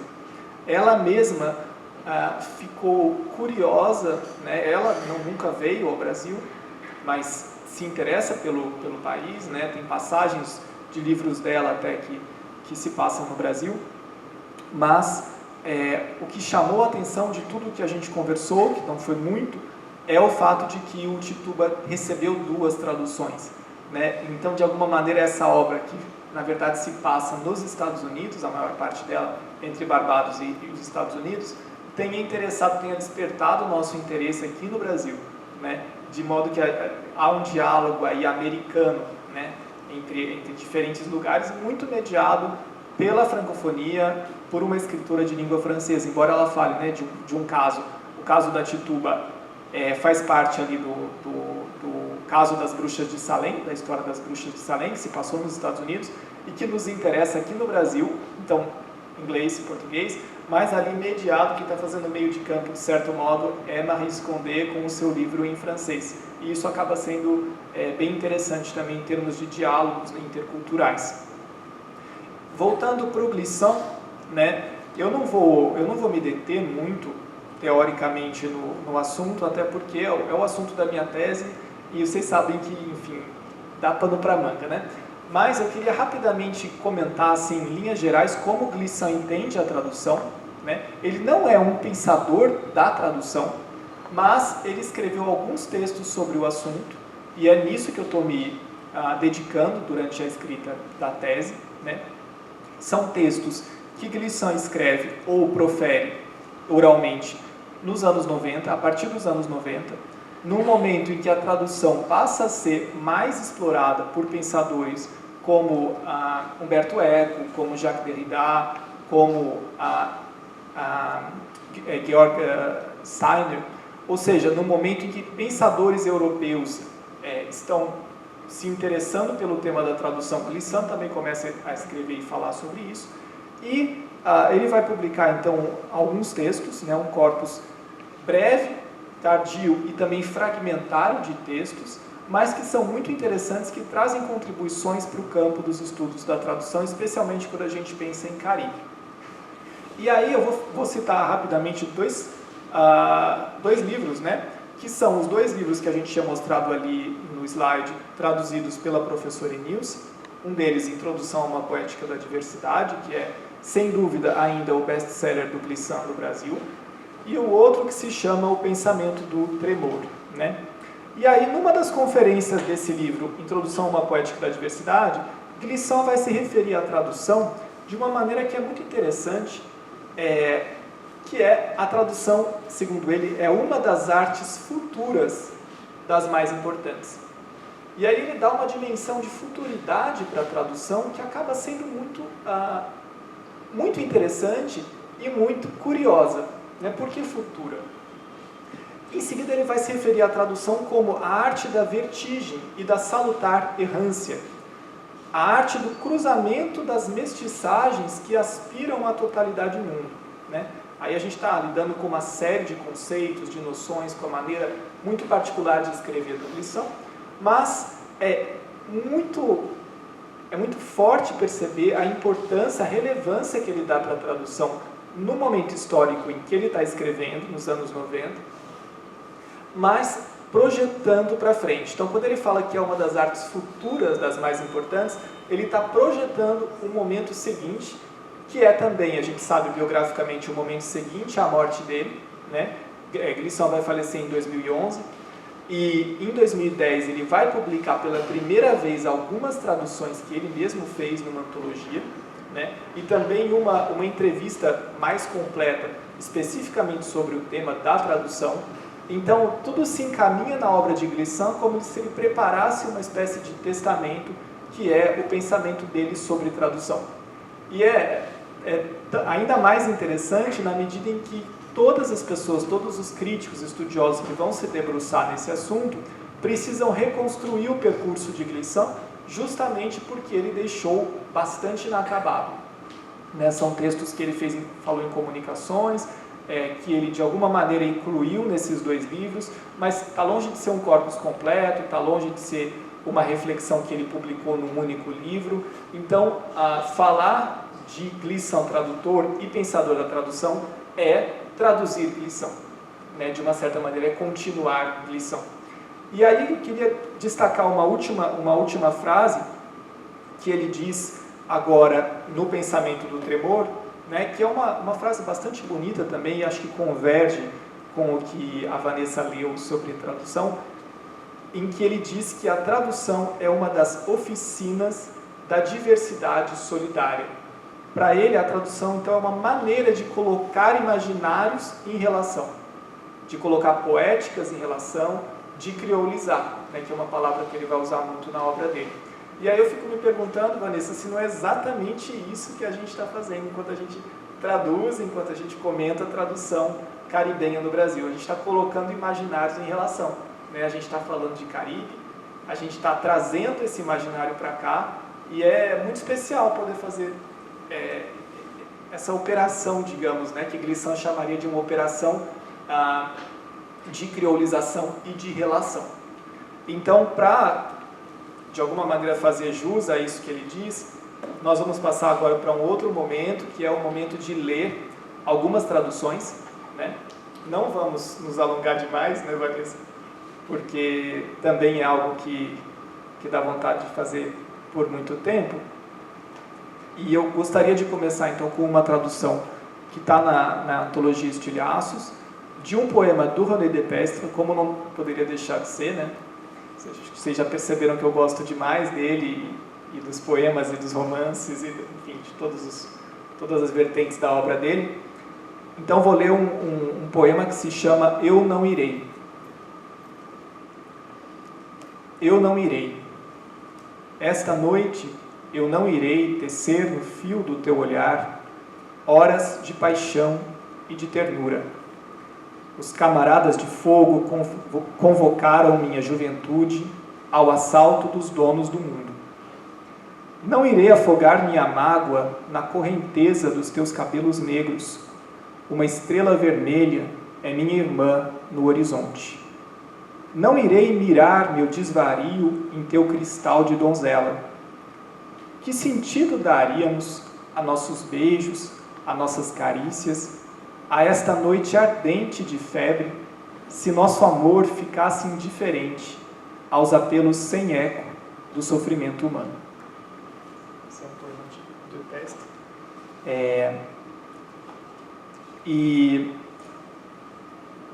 E para continuar, enfim, para terminar já, porque eu não vou me estender muito, vou ler um poema também dessa antologia, de um poeta bem mais novo, nascido em 78, né, um poeta contemporâneo haitiano que se chama James Noel, e que também é um autor muito interessante e muito pouco conhecido no Brasil. Atualmente eu diria que é o autor menos conhecido da antologia, né? Tem outros autores que já estão circulando um pouquinho mais no Brasil, mas James Noel ainda é muito pouco. E vou ler o poema chamado Última Fase, que também é o último poema da antologia Estilhaços, né? Última fase. Eu te estendo meus punhos, calcinados de branco, punhos de arruaceiro da língua, punhos de arruaceiro do fim, a fome do mundo que fala em linguagem do ventre da terra. Eu te estendo meus punhos, palpitante de assassinatos latentes, punhos de iluminado acesos de piromania profunda no primeiro grau da última fase, punhos de palitos de fósforo queimados vivos em sua cara de pau. Eu te estendo meus punhos fechados para uma fraternidade abertamente declarada, a fraternidade contra. Fraternidade que deve contrariar seu riso, transformá-lo em vibrato, em soluço longo, sanguinolento, que não dispõe dos meios de nenhuma lágrima. Fraternidade que deve pôr em evidência sua pane seca. Segurem meus punhos fechados de recém-nascido, devendo romper a qualquer preço as barras do berço. Punhos carregados de um temporal precoce, herdado de um loado fogo, de um loar do vento. Punhos acesos de piromania profunda, no primeiro grau da última fase. E devolvo a palavra para a Vanessa. Eu também vou ser bem óbvia. Eu vou ler Simone Schwarz-Barthes, primeira mulher caribenha francófona a ser traduzida em português. E eu escolhi um trecho que não é o início, que é o meu predileto, sim, mas é um trecho que demonstra a relação, a afetividade entre avó e neta. Saíamos depressa do rio, ela apoiada no meu ombro, a roupa empilhada nas nossas cabeças, voltando com passo lento até a cabana de minha avó. Às vezes ela parava no caminho, transpirando, me olhando com um jeito divertido. Telho-me, minha taça de cristal, dizia pensativamente. 3 veredas são mais para o homem. Ver a beleza do mundo e dizer que ele é feio, levantar de manhã cedo para fazer aquilo de que não se é capaz e dar livre curso a seus sonhos sem saber dominar-se, pois quem sonha torna-se vítima do próprio sonho. Em seguida continuava a andar, já cantarolando um fox de outros tempos que ela modulava de maneira bem peculiar, com certa ironia velada, destinada a me fazer compreender precisamente que certas palavras são nulas e não têm vez, que se é bom ouvi-las, melhor ainda é esquecê-las. Então, eu fechava as pálpebras e, apertando com força a mão de minha avó, pensava que devia haver um modo de arrumar um pouco a vida que os negros têm de levar. Sem senti-la assim pesada nos ombros, pesada dia após dia, hora por hora, segundo por segundo. Ao chegar, estendíamos a roupa sobre os arbustos ao redor e aí o dia terminava. Era a hora em que a brisa sopra, sobe de leve pela colina, prenhe de todos os odores que recolheu pelo caminho.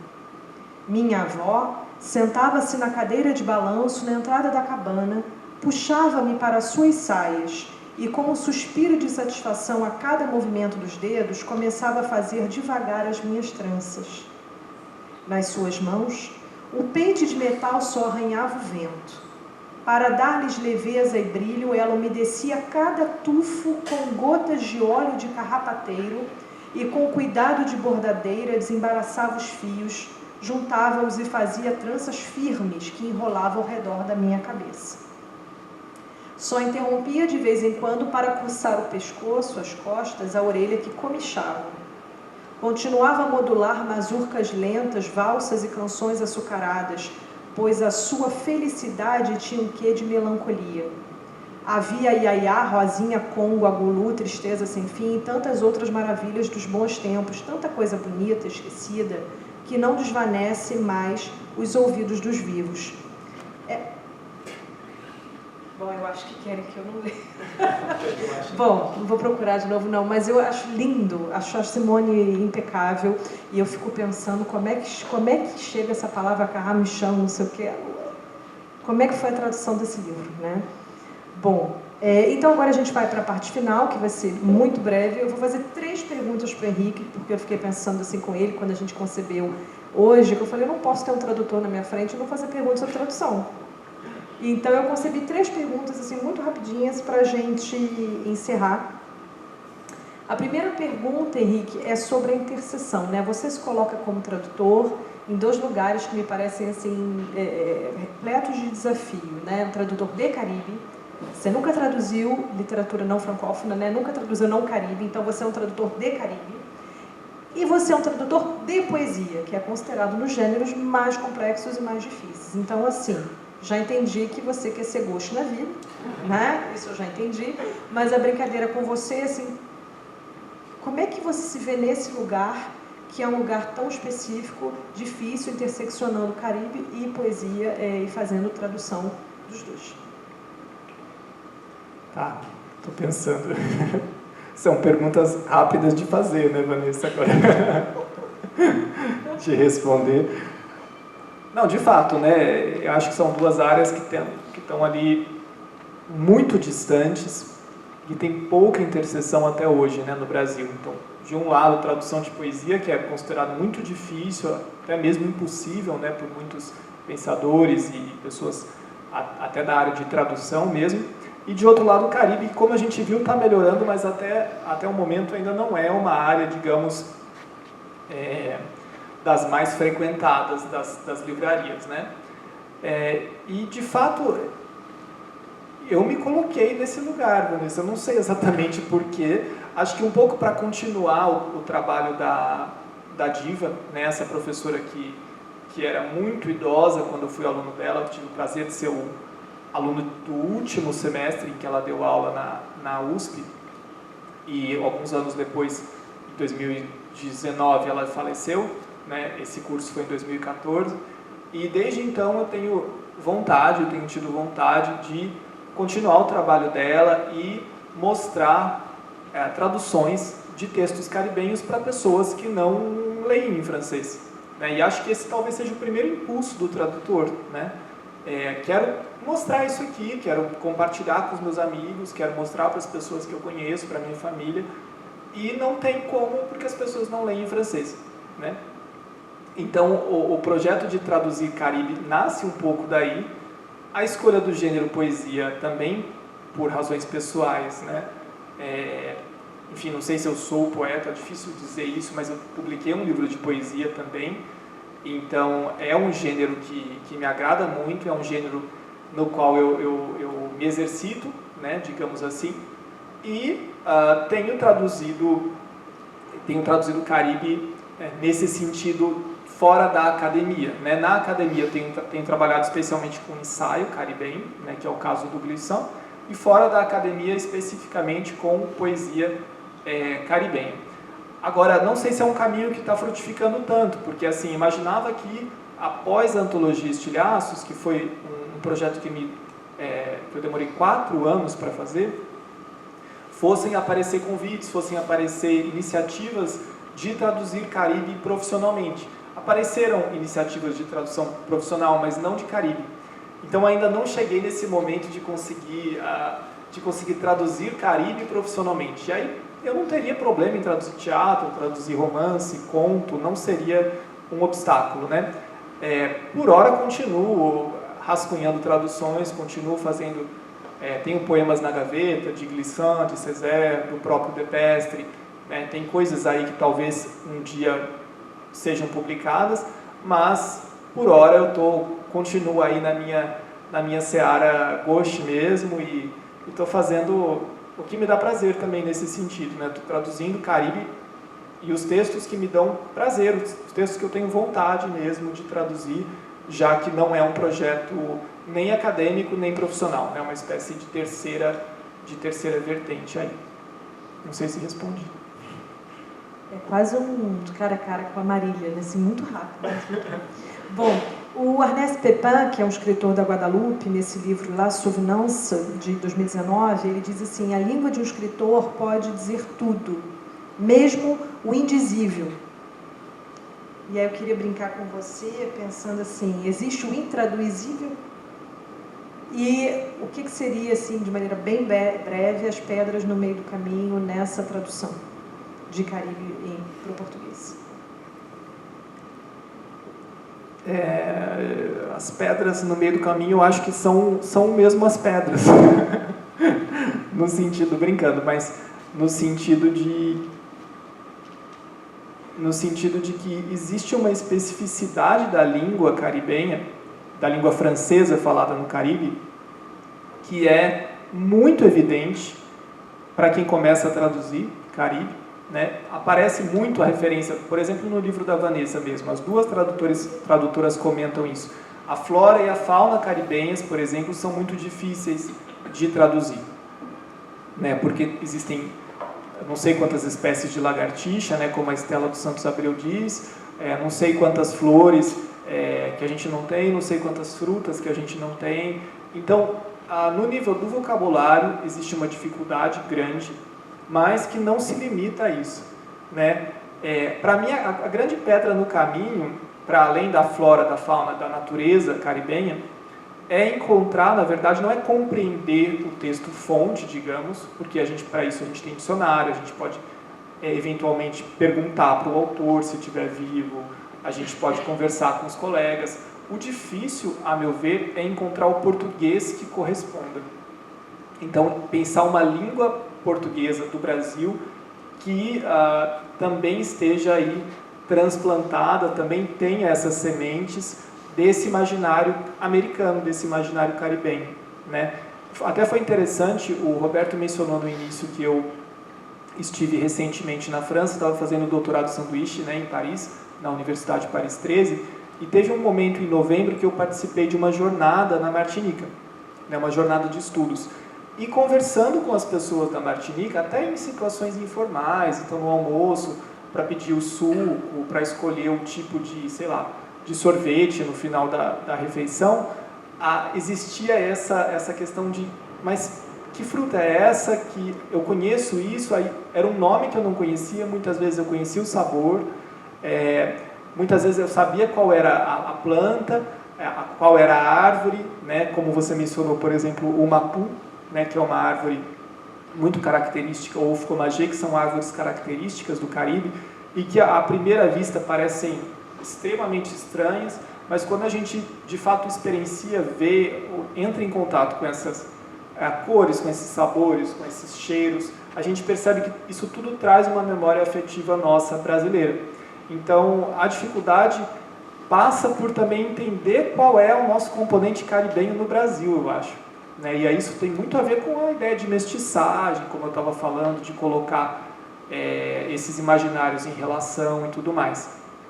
Não à toa, por exemplo, como está contado de novo no livro que a Vanessa publicou, na entrevista com a Estela dos Santos Abreu, ela conta que ela chegou a ir até a Guadalupe durante o processo de tradução do A Ilha da Chuva e do Vento, não é? Para perguntar e para viver a experiência de estar na Guadalupe, próximo ali à escritora, para entender um pouco o imaginário dela. Claro que a gente não pode fazer isso sempre, que não é uma oportunidade que todo tradutor vai ter, mas eu acho que essa experiência de entrar em contato com essa natureza caribenha é algo que pode ajudar a refinar a nossa linguagem, a nossa língua brasileira, portuguesa do Brasil, quando a gente vai traduzir Caribe. Acho que isso ajuda sim. Obrigada, Henrique. Agora eu vou para a última pergunta.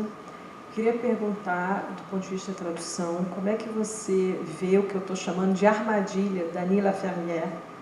Porque você pode mostrar o livro, quando você mostrou, não sei se as pessoas viram, porque você estava olhando para o livro, mas se você puder folhear, o Dany Laferrière, ele tem feito alguns livros desenhados.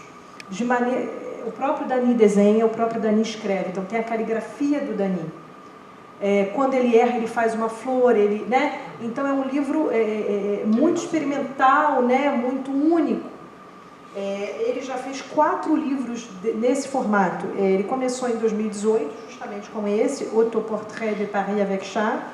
Depois, em 2019, Vers d'autres rives. Em 2020, L'Exil vaut le voyage. E em 2022, Dans la splendeur de la nuit. Então, ele gostou dessa área, né? E a minha pergunta para o Dany Laferrière é ótimo. Também tenho perguntas para o Dany, mas hoje é para o Henrique. A minha pergunta para o Henrique é, Henrique, como é que essa armadilha, como é que se traduz um livro desse? Como é que se... Acho que o Dany Laferrière chegou a um ponto que ele já desenhava há um tempo. Ele já brincava de desenhar alguns livros assim, né? Tem desenho dele do Haiti, por exemplo, a silhueta do Haiti, feita por ele já desenha há algum tempo. Mas agora ele fez livros quase antitradutores, assim, né? O livro anti-tradução. Porque como é que você não tem a letra do Dany Laferrière, ele não vai escrever na letra dele em tudo que é língua, né? E você tem os desenhos, e você tem um outro tipo de obra. Então, como que você, tradutor, como leitor eu sei que você está apaixonado, mas como tradutor, como vencer a armadilha da Dany Laferrière nesses 4 últimos livros desenhados? Essa é dura, hein? Eu acho que isso, obviamente, renderia um estudo à parte, né? Estou pensando, né? A gente começou a conversar. Eu com você, o seu pós-doutorado. A Vanessa está dizendo isso. Mas, e acho que realmente tem muito material, né? Não é um projeto pouco original, pelo contrário, é muito original, sobretudo quando a gente percebe que ele está fazendo a sério, né? Eu não levei tão a sério no primeiro momento, achei que fossem livros mais leves, ou que fossem mais curtos. Não, de fato ele está escrevendo, desenhando, se é que dá para dizer dessa maneira, né? E são livros sérios, são livros pesados, às vezes são livros densos, né, como o que eu estou lendo no momento, que se chama L'Exil vaut le voyage, que além de tudo, tem 400 e tantas páginas. E, tradutoriamente, é um problema muito grande, porque a gente não vai simplesmente, como a Vanessa disse, copiar o livro com a nossa letra, porque ninguém está interessado, né, Vanessa, em saber como que é a letra do tradutor, ou o que a gente faz, como que a gente rasura quando erra, né? E mais complexo que isso, porque tem texturas diferentes, né? Ele escreve com giz, ele escreve com lápis de cor, ele gira o livro, enfim, é um problema muito grande. É uma experiência sensorial, né? É uma experiência sensorial. De fato, a Ana Cláudia diz isso naquela resenha, inclusive, fazendo um pouquinho a propaganda, aquele número de revista está disponível integralmente na internet, né? E quem quiser, por acaso, dar uma olhada nessa resenha da Ana Cláudia Romano Ribeiro, é só escrever resenha desenhada da Dany Laferrière, que vocês conseguem baixar. E é muito interessante porque ela fala disso. O livro é pesado, ele pesa mais de 2 quilos, então você tem que segurar assim com força, e você vai girando, você vai lendo e tem que virar, porque o desenho vira, a letra vira. E assim, eu não sei se eu tenho uma resposta imediata para te dar como traduzir isso, mas o que eu posso te dizer, Vanessa, é que eu tenho lido, né, esse projeto do Dany, desenhador, se a gente pode dizer dessa maneira, escritor, desenhista, não sei como chamar, como uma espécie de reivindicação do corpo no espaço da literatura francesa contemporânea. Uma reivindicação radical. Então, Dany Laferrière é o único escritor haitiano composto na Academia Francesa, uma pessoa que está consagrada, que já ocupa lugares de prestígio na França e no Canadá, ou seja, é um escritor da francofonia muito conhecido, né? Já está com uma certa idade, já não se preocupa tanto em ser traduzido, porque já foi traduzido em muitas línguas, né? E que agora pode brincar com esses livros que chamam muito a atenção para o corpo, de fato. Então o livro é pesado, o livro é grande, e ele está o tempo todo ali, você nota, inclusive é muito bem impresso, então dá para notar assim, pequenas nuances de força que ele faz ali para escrever, do giz que ele usa mais forte ou mais fraco num certo momento. Então tem uma corporeidade muito grande. O que me faz pensar que talvez uma maneira de traduzir isso seja, se a gente não tiver o talento da Ana Cláudia para desenhar, né, e para refazer o desenho por nossa própria conta, de fazer uma tradução auditiva. Então a pessoa olha o livro impresso em francês e ouve em português, talvez seja uma possibilidade. O que obviamente exige que o tradutor ou a tradutora fale, né, narre o livro inteiro, que também já é uma outra especialidade, que seria o audiolivro, né? Uma outra possibilidade seria uma espécie de livro anexo com o texto em português, com uma fonte, enfim, uma fonte normal, gráfica, e a pessoa vai lendo e acompanhando, mas não sei se funciona, né? E uma terceira que me ocorreu recentemente seria o livro, do jeito como ele é em francês, com uma folha de transparência no meio, né? Com o texto em português aqui numa espécie de transparência. Mas é impraticável, porque o livro já é muito caro, já é muito grande, só em francês. Então, não sei se eu tenho uma resposta para já, mas acho que é um projeto que vale a pena, assim, acho que tem que ser feito. Tem que ser feito. São novas provocações, né, que ele traz. Está falando da letra da Ana, que ela consegue imitar, mas ninguém quer conhecer a letra da Ana, todo mundo quer a letra dele, né? Não pode plagiar a letra do outro também. Enfim, são muito interessantes, né? Desenhos dele, uma falsificação da letra também. Não, mas olha a palavra que você usou, falsificação. Com ele tem que fazer o desenho e concordar com isso. Mas a questão é que o desenho, em vários momentos, o desenho é a letra também. Esse que é mais complexo. Não é separado, tá vendo? A letra invade o desenho. É muito complexo, de fato, muito complexo. Não sei, assim, eu não sei se tem uma resposta simples para isso. Bom, acho que a gente já se estendeu muito, né? Nem vi a hora para nem ficar com vergonha, assim. Tá ótimo. Passamos 15 só. Então tá ótimo. É porque eu nem estou com relógio nem com nada. Bom, eu queria já, não sei se a gente tem um tempo para alguma fala, se alguém quiser comentar alguma coisa, queria renovar os agradecimentos, né, a oportunidade para que o Henrique, a gente, né, possa se encontrar e conversar e agradecer a todos que estão até agora com a gente, ao convite, a oportunidade da Bibliomaison, esperando que, né, que esse material possa encorajar novas traduções, né, possa também levantar outras dúvidas, para alimentar o diálogo. Alguém quer falar alguma coisa? João Noel quer. Só iria fazer duas observações. Bom, primeiro, criolidade de tradução é inevitável. Eu tenho amigos de sociedade crioula em Cabo Verde, São Tomé, que eles se traduzem na cabeça o tempo todo quando estão escrevendo. Seja qual for a língua que utilizem, português ou crioulo, todo mundo lá todo. Segundo lugar, o Brasil tem um problema de tradução logo à partida com o carioco. É a má tradução da palavra crioulo. Começa logo aí o problema. Eu aprendi agora que a primeira edição do Jacques Romain, o De Pestre, estava no Brasil nessa altura. Porque a ideia que se tinha nos anos 60 é que tinha sido palavra de ordem da União Soviética, porque o livro também tinha saído lá. Mas o De Pestre aqui, embora ele fosse do PC haitiano, ele ficou até 56. Né? 56. 56 e ele e o Jorge Amado começam a se afastando dos partidos comunistas por causa da Hungria. Essa é a primeira observação, em geral. A segunda, olha, Vanessa, a primeira tradução do Condenados da Terra do Fanon, o Fanon é visto como argelino, não é visto como caribenho. Só mais tarde é que se dão conta disso. E o Confiar resolve esse problema, é o melhor livro, o livro está por aí. Eu li ele aqui.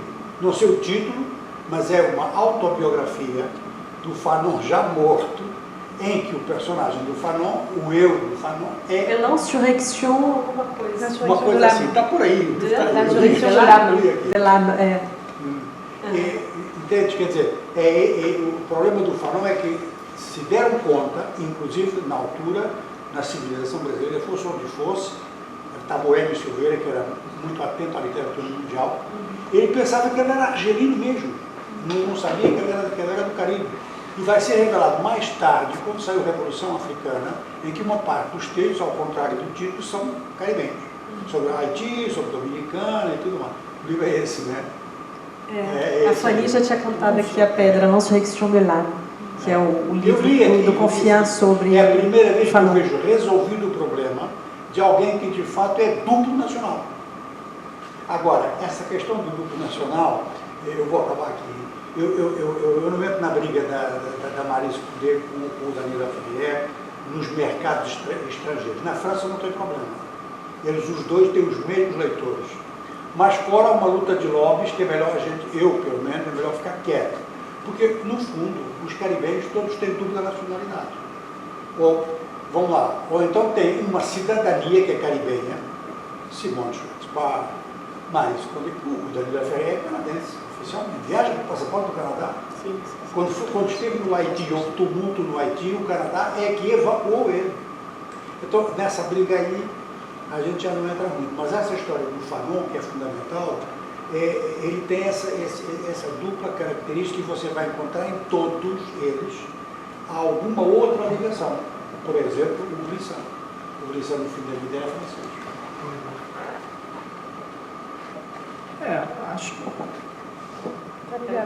Olha, Tá quanto a essa particularidade da fauna e da flora, que é intraduzível, como diz a Vanessa, a mim me disseram em vários países que quando se trata de falar do Brasil, tem uma centena de palavras intraduzíveis.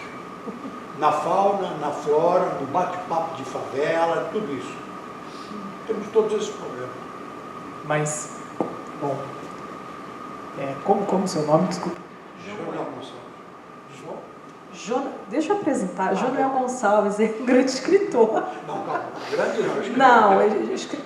Não, tem dezenas de romances. De 2 livros, né? Tem vários romances. Lá na UF, né? E ele se traduz também. É você que se traduz, não é? É francês. Para francês é você que faz. Essa última foi.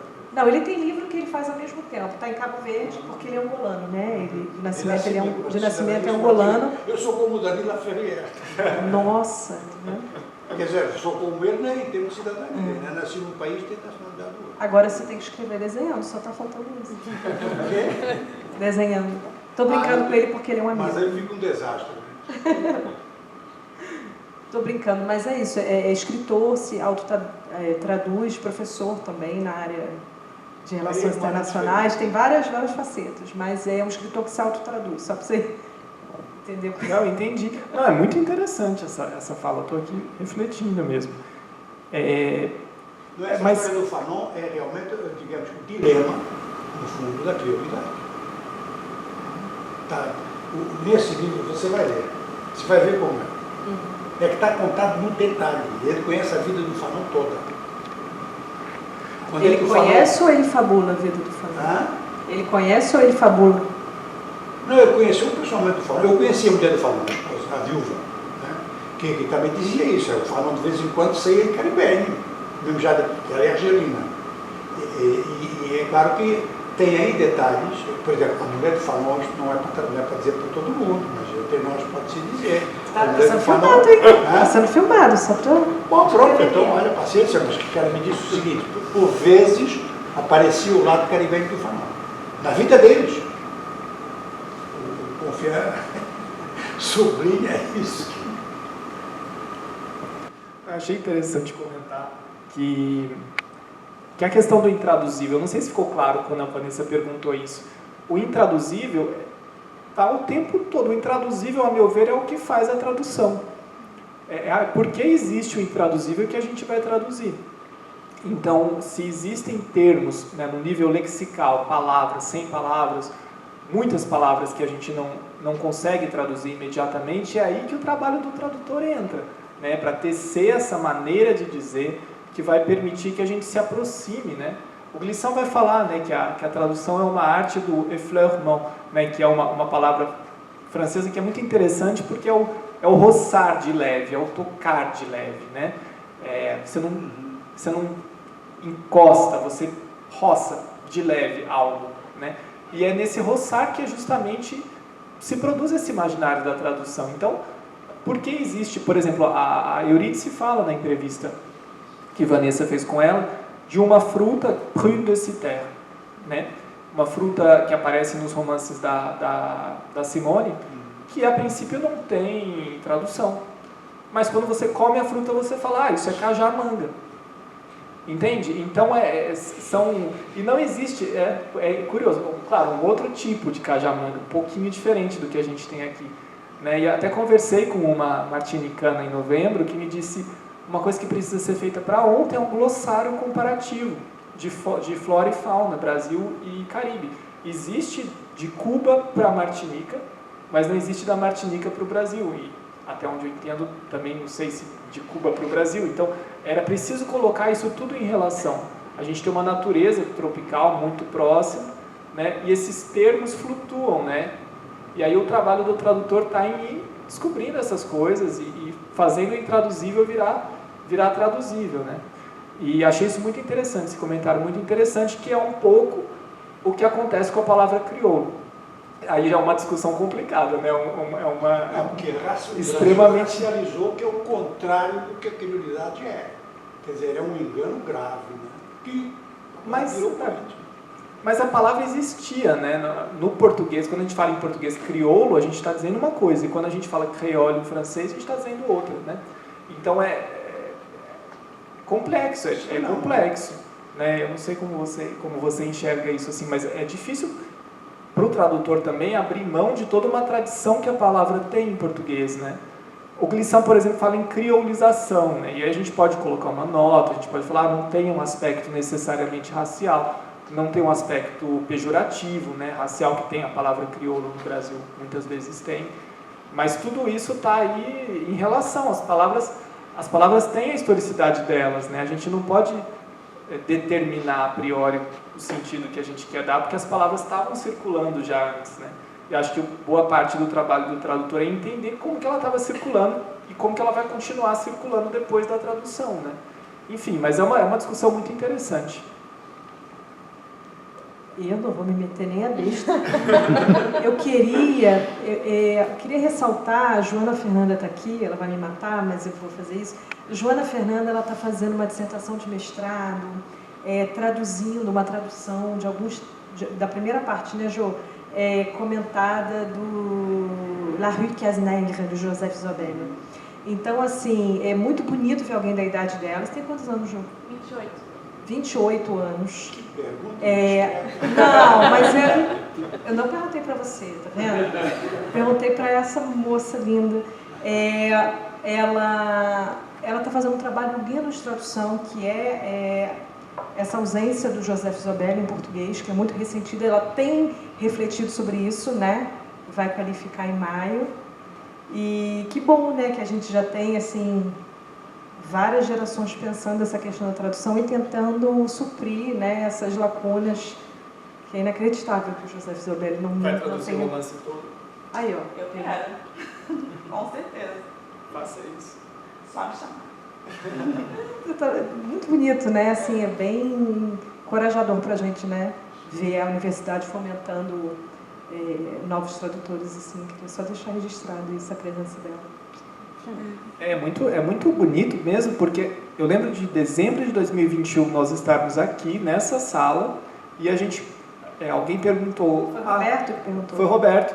Qual obra antiliana precisa para ontem ser traduzida? E a gente falou do La Rue Cazenègre, justamente. Então é muito bonito ver que está semeando, né, que as coisas estão... Nem um filme passou no Brasil, não, né?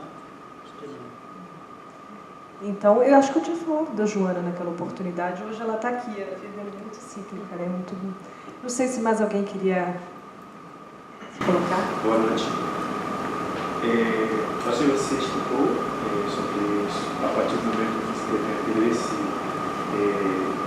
nas obras caribianas, mas não sei se eu entendi direito, acho que eu entendi o que provocou esse interesse mesmo nas obras do Caribe e principalmente do Willie de Petro, que você citou. E depois, uma outra pergunta nas obras do Caribe tem algumas escritas que, além do francês, mas tem alguns termos próprios que estão em crioulo, tipo quando você lê o Baitião, no europeu, tem parte, tem trechos que estão em crioulo. Como você lida com isso na tradução? Obrigado. Como você chama? Bela. Bernadette. Então, Bernadette, é uma pergunta que não é óbvia, assim, a gente produz, né? Depois que passa, a gente produz motivos, né, do interesse, né? Biograficamente, o que eu posso te dizer é que em 2014 eu era estudante de graduação, ali pelo meio da graduação em francês, estava entendendo, começando a aprender francês, entendendo, conseguindo ler já, mas não estava gostando, assim. Então, estava lendo literatura francesa, metropolitana, digamos assim, né? Da França europeia. Gostava, mas não estava encantado, assim, não estava vendo muito sentido em estudar aquilo. Tudo bem, é muito bom, sem dúvida, são autores incríveis, tem toda uma tradição literária muito rica, mas não me mexia muito comigo. E aí fui fazer uma disciplina optativa, né, que é essa que eu já mencionei com a professora Diva, em que nós líamos obras de Caribe francófono. Né? Então a gente começou lendo Chronique des Sept Misères, do Chamoiseau, que inclusive é um autor aqui fica o registro, que precisa ser traduzido no Brasil mais. Né? Tem uma tradução aí prometida do Écrire un pays dominé, que já está quase vencendo, a promessa já está quase vencendo, assim, então precisam publicar. E o Texaco, né, como a gente comentou, o Texaco foi publicado em 93, na sequência do Prêmio Goncourt, mas especificamente por causa do Prêmio Goncourt. Então, Chamoiseau é um autor que precisa circular mais, fecha parênteses. Então, nesse curso, nós lemos o Chamoiseau e nós lemos Dany Laferrière, justamente. E aí foi a primeira vez que eu li em francês uma paisagem, né, como diz a Simone, que dialogava com a minha própria paisagem. Eu sou do interior de São Paulo, né, de uma região onde de uma cidade, né, cercada por campos de cana-de-açúcar. Então, quando eu comecei a ler em francês romances, textos que se passavam em regiões que plantavam açúcar, que tinham essa cultura da colheita de açúcar, eu comecei a me identificar mesmo, tem algo de identificação. E falar, isso precisa circular mais no Brasil, né?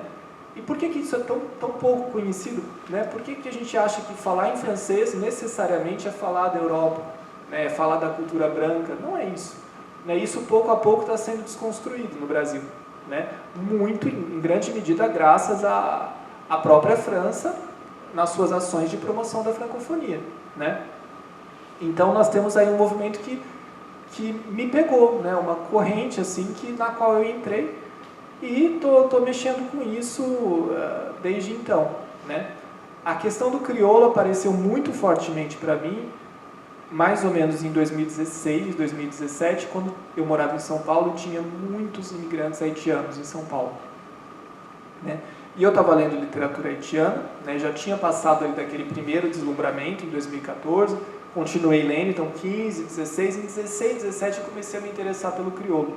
E aí fui estudar crioulo haitiano, de fato, com um professor haitiano em São Paulo. Estudei mais de um ano de crioulo com ele. No início eu tinha um colega, depois ficou particular, porque era muito específico o interesse, né? Até o dia que meu professor sumiu. Né? Ele teve problemas pessoais e ele já estava lá pela 4ª ou 5ª cidade brasileira em que ele morava, e ele precisou sumir. E sumiu, e a gente perdeu o contato, e eu parei de estudar crioulo por conta disso. Né? Mas nessa época que eu estava então mexendo com o jamapu e traduzindo do crioulo, né? Não consigo mais falar bem o crioulo. Na época eu conseguia me comunicar, entender, ouvir programa de rádio e tudo mais em crioulo haitiano, mas ficou, né, alguma coisa da estrutura da língua e tal, de algumas expressões.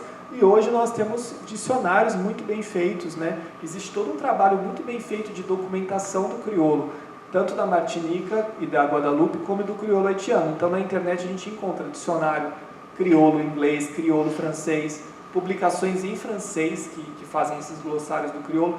Então, quando aparece, não é o maior dos problemas.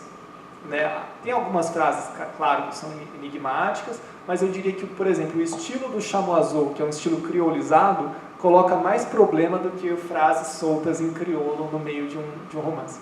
Então aí nesse sentido eu estou mais assim, acho que a criolização é mais difícil de lidar do que o criolismo, digamos assim, né? Que é uma discussão que aparece muito, por exemplo, quando Eurídice Figueiredo fala de tradução. Né? O criolismo, que é o resíduo, é uma palavrinha em crioulo solta, um termo que vem do crioulo, a gente resolve facilmente. Mas quando o escritor começa a trabalhar a sintaxe do francês a partir do crioulo, aí é bem complicado, de fato. Mas é uma pergunta super interessante. Obrigado. Eu lembro de você, não é você que vai traduzir a Niklas? Traduzir? É. Não, mas ele estava na... Ele estava, estou brincando com ele. Eu lembro que ele estava falando da Niklas. Não sei se mais alguém quer participar. Acho que agora já está no adiantado, né? Enfim, renovar os agradecimentos, convidar Roberto, imagino que ele queira vir fazer encerramento oficial. Agradecer, Henrique, de novo a nossa parceria, gosto muito de te ouvir, aprendo com você. Foi um encontro, né? Encontro da prosa com a poesia, né? Que tem dado certo. Agradecer a todos os presentes que estão até agora conosco, agradecer a oportunidade, a essa comemoração da Bibliomaison, né? Essa oportunidade de falar de tradução de Caribe, talvez de maneira um pouco acelerada, mas é difícil também, né, a gente deixar alguma parte de fora. E passar a palavra para você se despedir e passar a palavra para o Roberto. Não é isso, não tenho muito mais a acrescentar, só agradecer mesmo o convite, de novo, né, muito respeitoso, muito carinhoso de todos aqui da Bibliomaison. Agradecer o público que ficou até agora, agradecer as perguntas e a nossa parceria, é óbvio, né? Mas é óbvio e é preciso salientar que assim, é algo que sempre nos faz produzir mais e dialogar mais. É isso, obrigado. Gente, bom, é um prazer, obviamente, assim, e agora com tanta coisa estando acontecendo nessa noite, tantas histórias e tanto para levar, eu também só tenho como agradecer ao Henrique, à Vanessa, por essa disponibilidade de estar aqui com a gente, compartilhando tudo isso. Agradecer a vocês que vieram à Bibliomaison hoje, presencialmente, para estar com a gente nesse momento e compartilhar as observações e perguntas que fizeram parte da noite de uma forma maravilhosa. Agradecer a quem está depois com a gente no registro desse vídeo no canal do Escritório do Livro e Bibliomaison também. Lembrar que, uma vez mais, esse encontro ele faz parte do contexto da Francofonia 2023, que tem a sua programação por Francofonia 2023. É possível ver a programação também em outras cidades. Há outras iniciativas relacionadas à tradução que estão conectadas em outras cidades, junto a outros consulados no Brasil. A gente pretende deixar, em relação ao vídeo, a descrição, né, indicações de todas elas. Vou pedir ao Henrique e à Vanessa para depois passarem subsídios para a gente também colocar nessa descrição do vídeo, para as pessoas que, conforme forem vendo as referências de periódicos, as referências de livros, de repente a gente poder enriquecer isso também para quem vai ver o registro depois. Vai ser um complemento, uma forma de solidificar essa noite. E fechar isso dizendo que muitos dos livros, muitas das obras que estão citadas aqui estão no acervo da Bibliomaison, justamente porque, graças à iniciativa da Vanessa, que foi numa época muito próxima do lançamento do Estilhaços também, que foi o momento em que a gente estava fundamentando essa busca por fazer um fundo Caribe aprofundado, mais completo na Bibliomaison. Contamos com a curadoria da Vanessa na época para nos ajudar a fortalecer esse fundo caribenho. A biblioteca aqui, ela é uma biblioteca francesa, mas acima de tudo ela é uma biblioteca da língua, ela é uma biblioteca da expressão francesa. Então, hoje em dia, só lembrando a todos que nós temos uma mesa dedicada à expressão francesa no Caribe, e é graças ao contato que a gente teve possibilidade de ter naquela época, né? 2020 foi aquele momento em que a gente pôde compartilhar e criar não só essa comunicação, mas esse acervo, coisas que as pessoas podem vir, consultar e ter um proveito e levar esse aprendizado adiante. Já me estendi demais, porque adorei. E uma boa noite a todos vocês, tá? Muito obrigado. e até muito breve.